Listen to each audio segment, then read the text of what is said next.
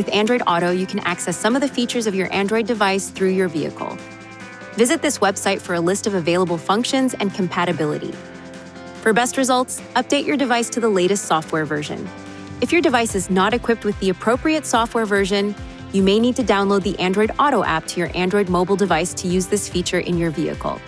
First, visit the Google Play Store on your phone to download the Android Auto app to your device. Then launch the app on your Android phone and follow the prompted directions to set up the application. Next, connect your Android device to one of these USB ports. Once connected, the startup information screen will appear on the display. Touch Yes to use Android Auto. Touch this icon to display a list of available apps and touch to select. Press the menu button or touch this icon to return to normal vehicle functions. To return to the Android Auto screen, touch the Android Auto icon on the launch bar. You may change the settings so that Android Auto will not automatically connect every time your phone is plugged into your vehicle.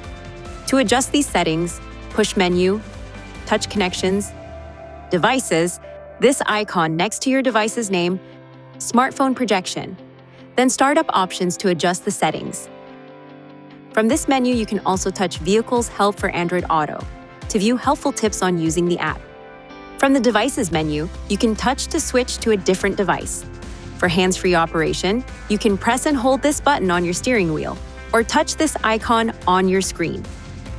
You will not be able to use the phone handset while Android Auto is running. For best results when using Android Auto, speak clearly and reduce background noise by closing the windows. Also, direct the vents so that they are not pointing toward the vehicle microphone. Please see your Nissan Connect owner's manual for important safety information, system limitations, and additional operating and feature information.